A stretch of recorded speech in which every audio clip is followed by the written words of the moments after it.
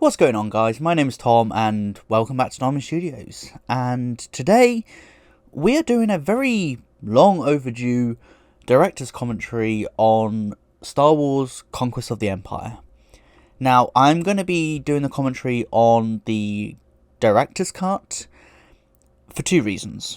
One, it's closer to the original vision, but two, I unfortunately don't have the original MP4 of Conquest of the Empire, so I've only got this one.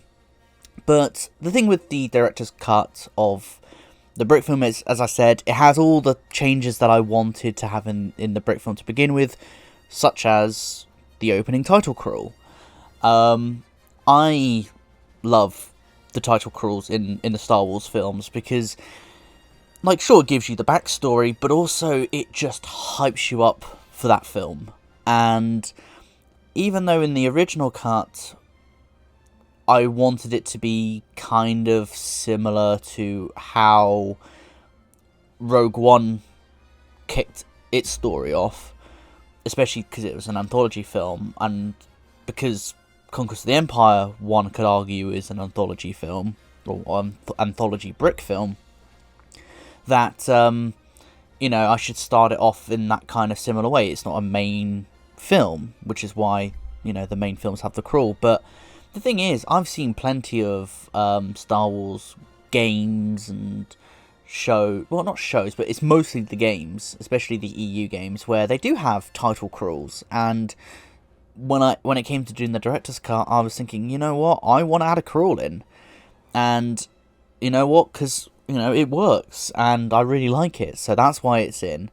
And I can definitely confirm that for Star Wars: A Fallen Legacy, there will be an opening title crawl, because I want people to be hyped for the brick film. I want, and if the opening crawl hypes me up in the main Star Wars films, I want you guys to be hyped when, you see one of my brick films. So that's basically the reason why. So now we seem to appear to have arrived at the planet Devra 6. Now, if you haven't caught on earlier, Devra is an anagram for Vader. And the reason why Matt and I decided to name this planet Devra is, A, it's an anagram for Vader, obviously, but also, I believe in Rogue One, there's a planet which is an anagram for Obi-Wan. I don't know if it's Wabani. I've probably pronounced it wrong, or I don't know, I've probably cocked up somewhere. Someone can correct me in the comments, but essentially, because there was a planet which was an anagram for Obi-Wan, we wanted to have a planet that was an anagram for Vader. And here we have it, Devra 6. A snowy planet, very similar to Hoth. Hoth is perhaps my favourite planet in Star Wars. I always like snowy sort of tundras and all that kind of stuff. It's something that I personally am a fan of. I like the winter atmosphere. And Empire Strikes Back, especially the opening to Empire Strikes Back, is just one of my favourite openings to any film. Heck, this Rebel cell base that we're in is very inspired by Echo Base. So, there's a load of recognisable imagery in the brick film to the original trilogy, especially with Empire Strikes Back. So now we are introduced to Captain Clearce and his Rebel cell group. So at this point in time, the Rebel Alliance hasn't been formed. It's just mostly these small Rebel cell groups that are now beginning to learn of each other's existence. And so they're kind of communicating, say, hey, we're a Rebel cell group. Oh, and you're a Rebel cell group. Maybe we should come together. And so this is kind of, in a way, the small little origins of the Rebel Alliance. And by the end of the brick film, basically, the Rebel Alliance has formed. And unfortunately, I don't think this brick film does a very good job of showing the passage of time, because what happens in this brick film happens over a good few months. So what we do know is Phoenix Squadron is a thing. So there is subtle nods to Star Wars Rebels, which was kind of the main show going on at this point in time when this first came out. Now, I sort of have a love-hate relationship with Star Wars Rebels. I still think the Clone Wars is far superior, but Rebels is... There's a load of characters, especially like Ezra, who I just don't like. And my issue that I have with that show is that I feel like they are far too involved with the origins of the Rebel Alliance. But at the time when I wrote this, when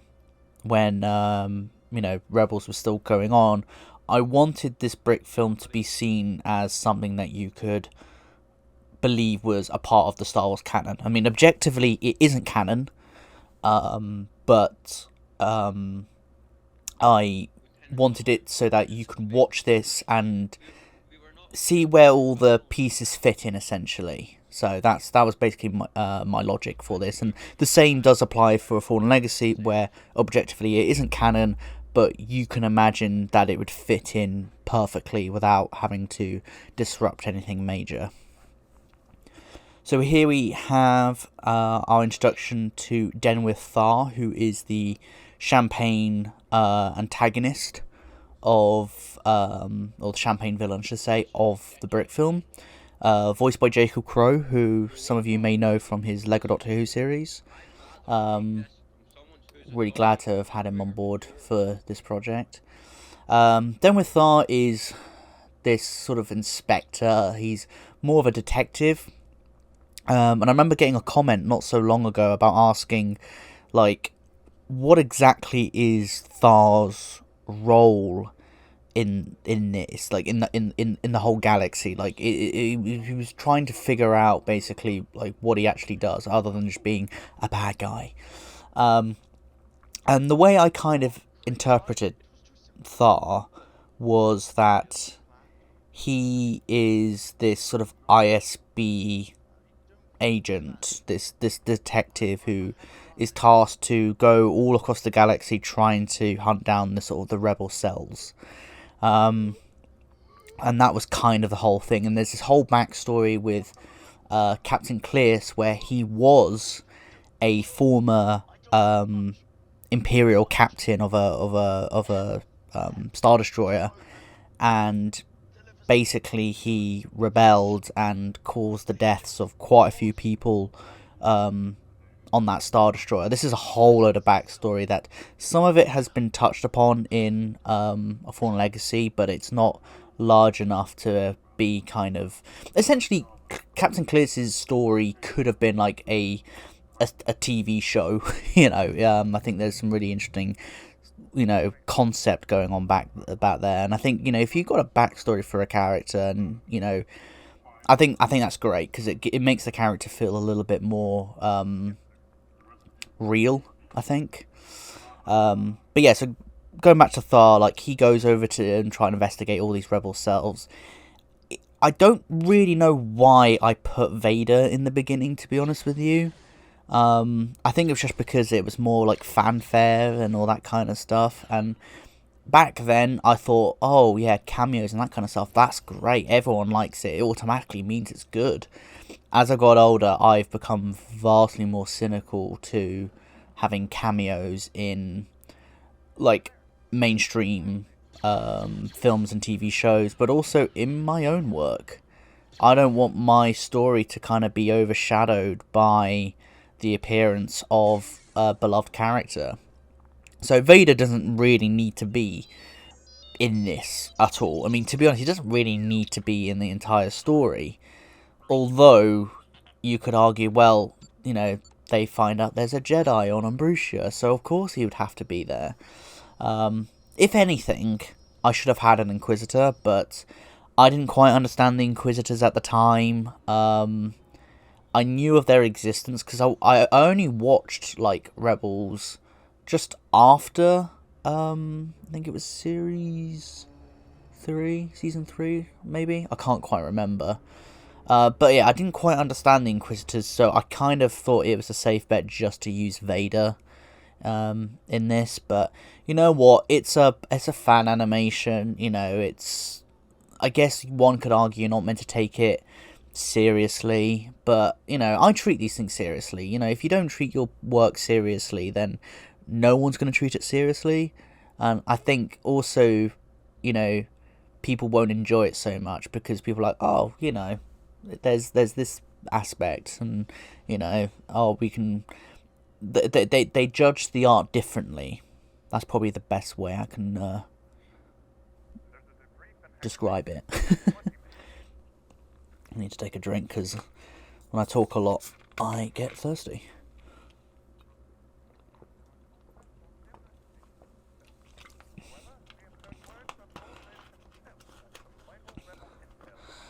I guess we could talk about a little bit of the animation.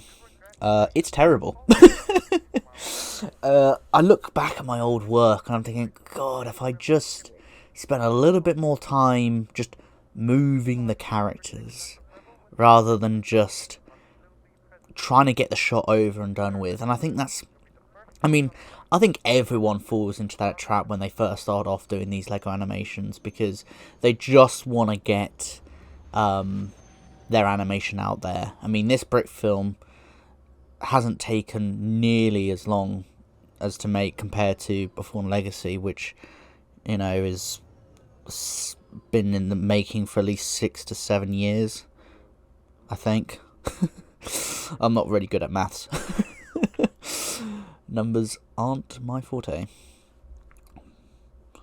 But yeah, so here we are on the planet Ombrutia, which Matt came up with. I think Ombre is shadow in French, I think. Correct me if I'm wrong. And he had the Usha, because he had like planets like Felucia, so it's had that kind of, it had that Star Warsy kind of flair to it, and I love planet names that sound really weird, like Ombrutia, Felucia. There's a planet in A Fallen Legacy called Yalbanu, and that sounds really Star Warsy. You know, I really like that. I mean, originally, I know this is kind of bit of a tangent, but originally the planet name was going to be called Corridova. But if you guys have played Jedi Fallen Order, you know that there's a character called Cordova. And as soon as I played the game and I realised, hang on, I've got a planet called Corridova, and there's this character called Cordova, it's gonna cause some confusion. So I made the change from Corridova to Yalbanu, which, to be honest, was a really good change because Yalbanu sounds, in my opinion, a lot better. But yeah, a bit of a tangent. I guess we could kind of talk about the set design, really, because well, it's just not that good. I think, unfortunately, with a lot of if I'm doing commentaries on my previous work, I'm going to be very critical on just how I did things. But back then, again, when I talk about wanting to get these animations out there, you know, that's not just animating, but that's also building the set. You know, I spent a lot of my holidays just making these animations, so I would spend at least half a day building the set and the rest of the half of the day just animating it. And if I felt like, oh, I don't like that, then maybe I would do another take on it. But a lot of the time, when it came to this, when it came to animating, I only ever did one take, and that was it.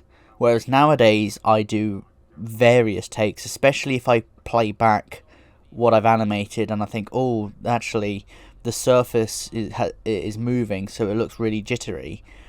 And I can't really put that into Premiere and then use the warp stabilizer tool to, you know, stable it.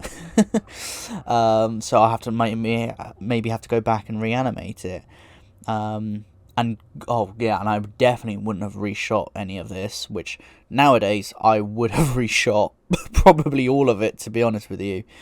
I mean, going back to Fallen Legacy, I reshot quite a majority of that brick film because I simply wasn't happy with the outcome. Old Tom would have just already have. I think old Tom would have definitely have already uploaded that brick film by now, and would have been like, yeah, that's it. And the thing is, I would have probably done a commentary on that and looked back on it, and I see it kind of like this, where I'm thinking, gosh, I wish I did this, I wish I did that. So, and I think there will be things I'll look back on that brick film once it's out, and we're like, I wish I did that differently. But, I think that's kind of the curse of being a filmmaker, really, is your biggest critic is always yourself. And I think, in some regards that's kind of a good thing, because it means you give a damn. You give a damn about your art. The only thing I can say to those who, are maybe critical of their work and they might think, I might just delete it because I don't like it, is listen to your audience, depending on how big or small they are, because you will find people who just genuinely like your work. And that's always quite good to see. You may disagree with the reasons why they like it, but don't ruin that experience for them by saying, oh, I think you're wrong for liking something that I made. If they enjoy it, let them enjoy it. If you want to have a debate on really trying to dissect the whole thing, then go for it. But I think, listen to your audience. If they enjoy it, then brilliant. And if they don't, well, fair enough. I think the relationship between a filmmaker and their audience is really important, because sure, you want to make projects for yourself, and that's absolutely fine, but remember that you're presenting this to other people, and other people will have opinions. So it's important that, there is that conversation, essentially.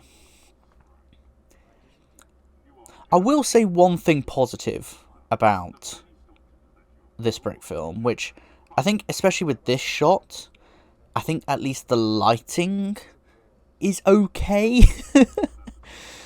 I mean, these are really old bricks. Actually, fun fact, this set, which Thar and Vader are in now, became the TARDIS set for LEGO Doctor Who Series 3.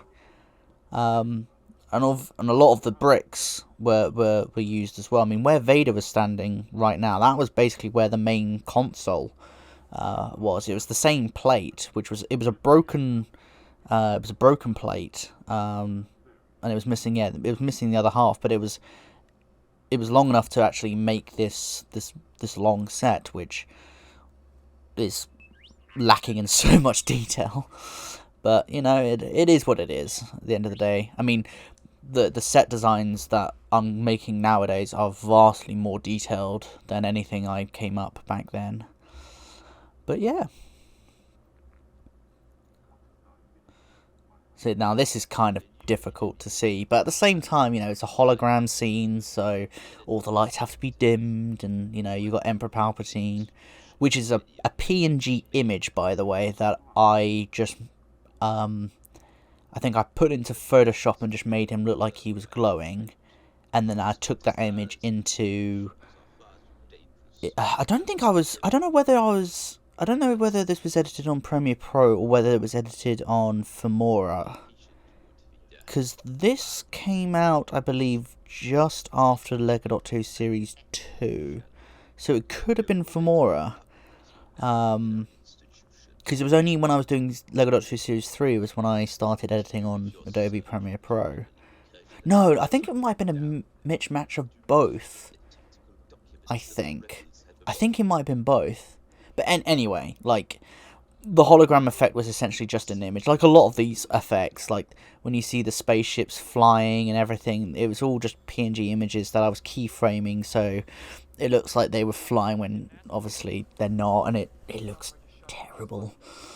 But, and I'll tell you something else that looks absolutely god awful is that clay and rocks. Oh my god, like the amount of comments I've got and a lot of jokes within my community about, me animating on clay and everything. It was such a bad idea. And I think the reason why I decided to use the that kind of terrain, you could say, was because I think back then I was watching a lot of Brotherhood Workshop, who is an animator who I really admire, really love his work. And he animates on a lot of clay and uses physical like rocks and everything. I mean, these are rocks that I found in my back garden. So yeah, I just thought like, oh, because he does it, I'll do it as well. And this is something I massively regretted, because the character figures would they would stain. The clay would stain their legs, their torso. I mean, even the Lou model, so the R7D5 droid that you can see, obviously he makes an appearance in the Fallen Legacy, but before animating I had to kind of clean him up a little bit because there was still clay attached to him. I mean, I'm pretty sure there are some shots you'll see, even in the reshoots, where you can slightly see some stains, sort of brown stains from when I had to animate Lou. Now we got our introduction to the Jedi Bowden Urist. And this is kind of where I wanted... Well, so this scene was... The whole scene here was essentially came from the idea... When I first came up with the idea of Conquest of the Empire, where what if a rebel soldier, an imperial soldier, and a Jedi were all in kind of the same room together? What would be the discussion and everything? I mean, obviously you've got the bias of, the rebel and the Jedi basically on somewhat the same side, but then, it was me trying to think of like, these kind of what if scenarios, trying to humanize the Empire, or at least humanize the individual people within the Empire, because Coleman is a character who kind of just doing what he's told. He's as far as I'm aware, he never killed anyone, but he came from an imperial family who we do kind of get a bit of backstory that they may have been involved with the whole Death Star plans and everything, or at least working on the Death Star, which could have been hugely explored in this brick film, but I didn't want to lose focus. But nowadays I would have absolutely have driven into that, because it's all part of Corman's character development, where he's been brought up by this imperial family believing that the rebels are bad, the Jedi are bad, but then as soon as he meets them he realizes that hang on, these are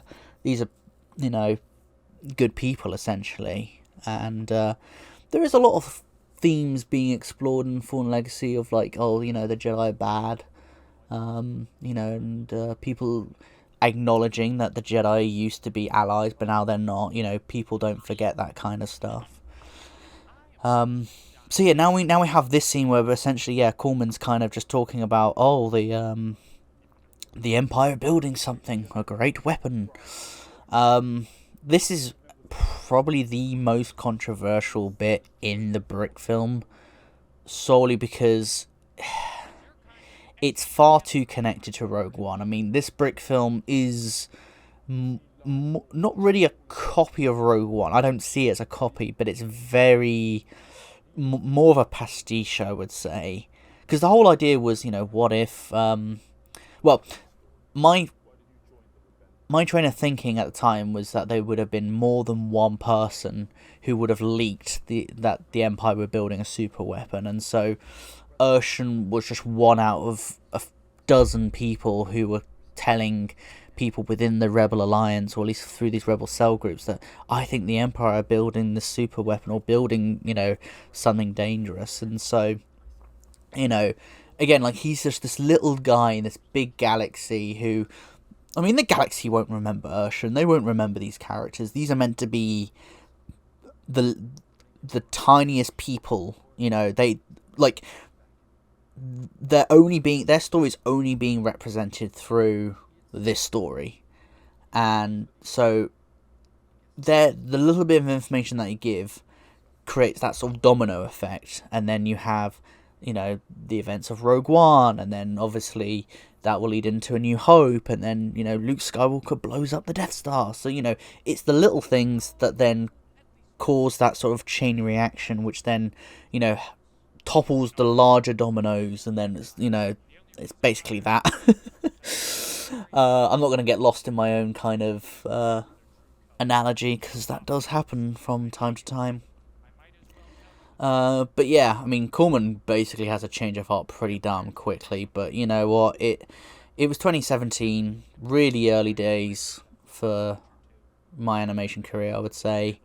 At least my storytelling career. I mean, as I said, like, if this was made today, so much would be different. But you know, at least this shot looks nice. Again, there's another positive for you. Shame. I mean, even with the clay, it doesn't look too bad. I do know the green screen and blue screen was a bit dodgy, because sometimes you can see it kind of eating into the surroundings, which is a bit unfortunate, but hey, it is what it is. Another hologram image. I think, if anything, Conquest of the Empire should have just been a story about Den with Thar doing all this kind of investigation stuff, but then he discovers that actually one of these individuals may be a Jedi, and then essentially his whole operation then gets hijacked by Vader or some Inquisitors or something. I think that would have been a bit better, in my opinion. Have the story more from an Imperial perspective rather than having it from the Rebels. Because, I mean, the story's called Conquest of the Empire, but the Empire don't really conquest anything in this. Oh, sorry, they don't conquer anything. I don't know why I said conquest. That's me being an idiot. Yeah, they don't conquer anything in this brick film, really. I mean, the title's cool. That's probably the reason why I chose it, but yeah, it is what it is. I think if this was all about Bodin trying to escape the Empire, maybe in the early days of the Imperial regime, maybe just maybe a year or two after Order 66, or maybe 5 years, very similar to Jedi Fallen Order, but you do it through the perspective of the Imperials. I think that would have been a lot better, but again, it is what it is. And you know, I'm very proud with, you know, that people. Well, I'm happy that people liked this brick film. I mean, it is, at least the original cut is the most popular video on the channel. I think the close second is Batman Noir. I say close second. I think it might. I don't think it's that close at all. But all I know is that Batman Noir is the second most popular. And then after that, I think it is this cut of the brick film. But yeah, you know, like, people like this brick film so much that, you know, the amount of times people were egging Matt and I on to do a sequel, and you know, so I just hope it's worth it in the end, especially with A Fallen Legacy. You know, I hope the story kind of comes full circle. Put it that way, because people have been asking, with The Fallen Legacy, will there be a third brick film? And all I'm going to say is that if there is a third brick film, which I doubt because I want to move on to other things, it won't be a continuation of A Fallen Legacy. If anything, it would probably be more likely to be a prequel, where maybe we explore like a young Urshan or something, because I do have this one idea in mind, which does kind of make this, you know, the Conquest trilogy, you could argue, but it is kind of more of a, yeah, there's a young Urshan story, except it won't focus on the young Urshan. It will mostly focus on his backstory and the kind of misadventures that his dad kind of got up to, and basically it would cover more or less kind of like the final days of the Republic. But again, like, that's just an idea. I mean, okay, I say it's an idea. I've written half of a first draft. But again, that doesn't mean that this project is going to happen. I don't think it will. Maybe, but the thing is that when I look at the production for A Fallen Legacy, that was exhausting, and I don't really want to go through that again. Maybe if I, if the stars align, then maybe, it won't take as long to make, especially with how I run my channel nowadays and with the current project. Well, I say the current project. The current project is still A Fallen Legacy as I'm recording this, but I'm talking more about the next project that I want to do, which I don't think has been announced yet. So I'm not gonna say anything. But yeah.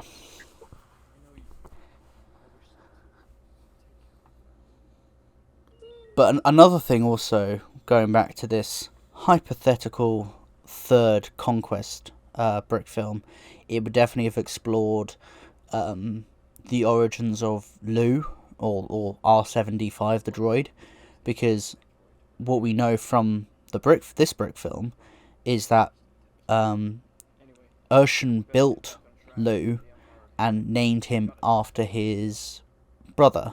So his name is, the brother's name is Lou, or I think the full name is like Lucan Rivey or something, or Lurik. I think it might be Lucan. Yeah, it must be. But that's something that I would have explored if I did this third Conquest brick film, which we'll see what happens. As again, if the stars align and everything comes together, then we'll, maybe.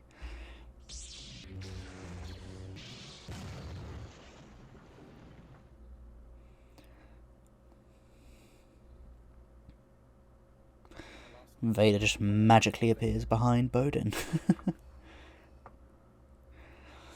Now, this is something that I've have considered to do after A Fallen Legacy, especially as I have said that I want to work on much smaller animations. And one idea that I have had in mind is to do like a scene recreation of this exact fight.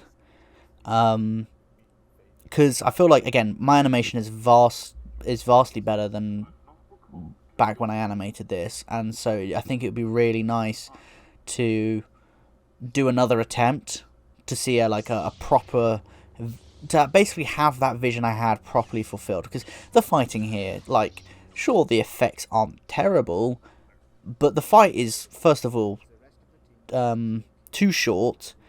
There's not nearly enough kind of lightsaber choreography going on here.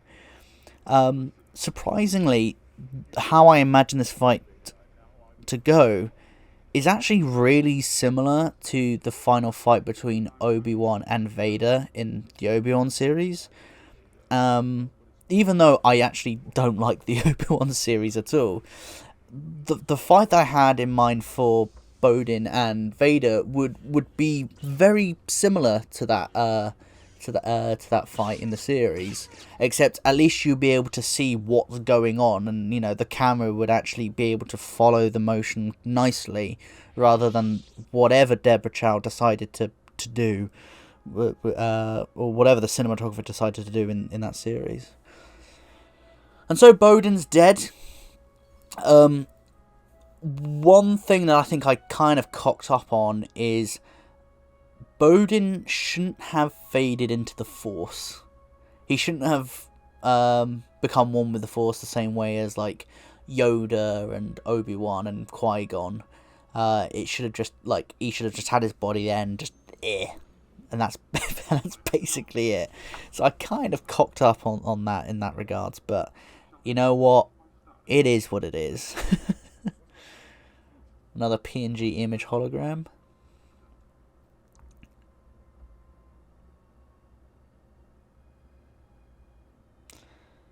Oh my god, that animation is just so terrible.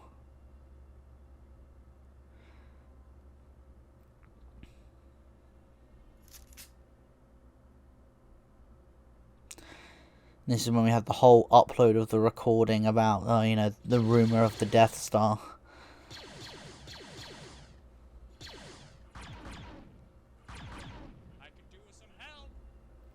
I mean, Ocean is such an easy target. They're all really terrible shots. Well, I guess apart from Thor.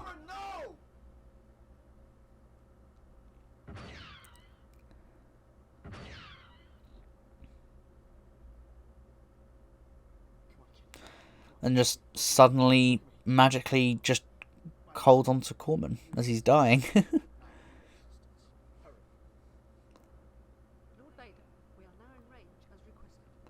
I believe this was Matt's mother who voiced that Imperial officer in the end. I can't quite remember. Matt will know.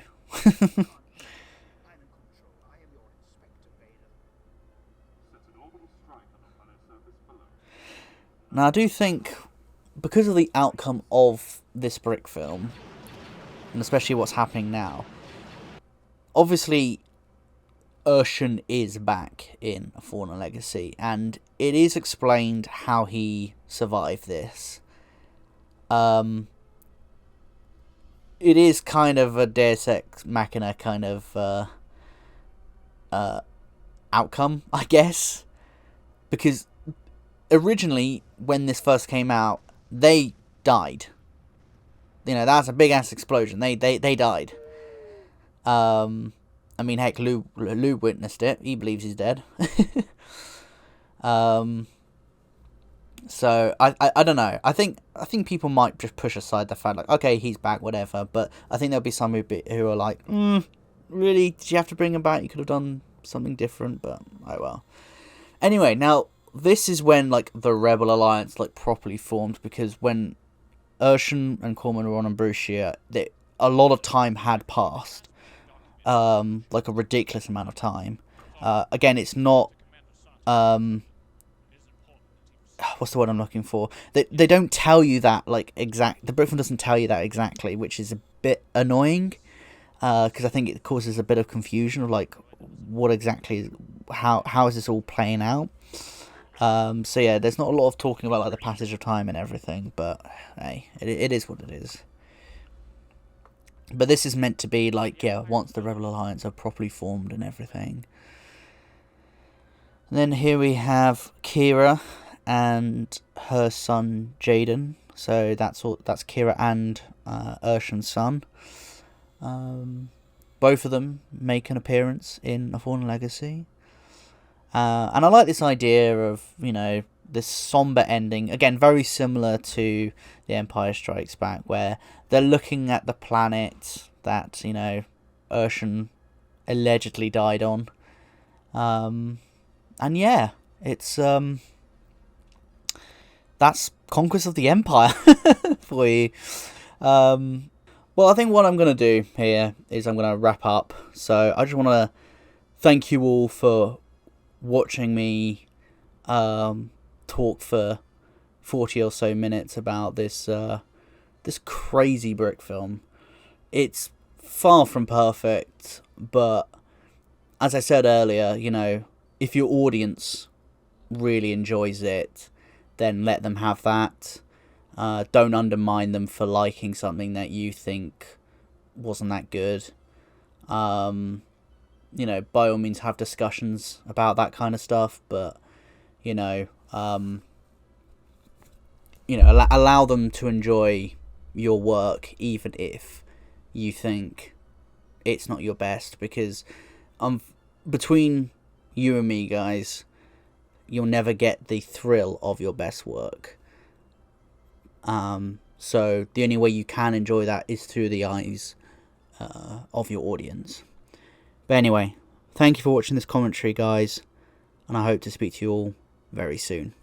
Goodbye.